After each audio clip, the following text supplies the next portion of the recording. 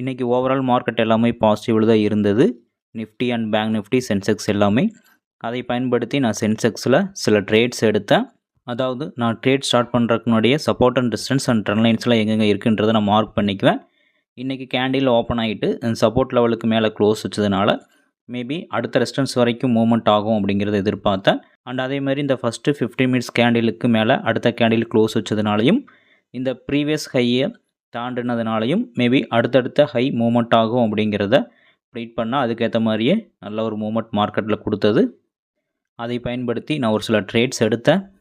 Sensex 77,300, 77,500, 77,600லையும் நான் trades எடுத்தேன். அதாவது மூவ்மெண்ட் எப்படி ஆகுது அப்படிங்கிறத பொறுத்து ப்ரீவியஸ் கேண்டிலோட ஹை எல்லாமே பிரேக் பண்ண அடுத்தடுத்த ட்ரேட்ஸ் எடுத்து நான் டார்கெட் எய்ம் பண்ணி இன்றைக்கி ட்ரேட் க்ளோஸ் பண்ணேன். இன்றைக்கி ஓவரால் ஒரு நல்ல பாசிட்டிவ் இருந்ததுனாலையும் கரெக்டான இடத்துல என்ட்ரி எடுத்ததுனாலையும் இன்றைக்கி ஓவரால் ப்ராஃபிட்டில் நம்ம புக் பண்ணியிருக்கோம். இன்றைக்கி ஓவரால் ப்ராஃபிட் பார்த்திங்கன்னா 10,600 நம்ம புக் பண்ணியிருக்கோம். ஸோ உங்களுடைய ட்ரேடிங் செட்டப்புக்கு பிஃபோர் சப்போர்ட் அண்ட் ரெசிஸ்டன்ஸ் எங்கே இருக்குது அப்படின்றத தெரிந்து கொள்வது அவசியம். அந்த சப்போர்ட் அண்ட் ரெசிஸ்டன்ஸ் எப்படி மார்க் பண்ணணும்னு தெரியல அப்படின்னா நம்மளுடைய சேனலை ஃபாலோ பண்ணி தெரிஞ்சுக்கோங்க. அண்டு டெலிகிராமில் என்னுடைய லெவல்ஸை நான் ரெகுலராக ஷேர் பண்ணிகிட்ருக்கேன்.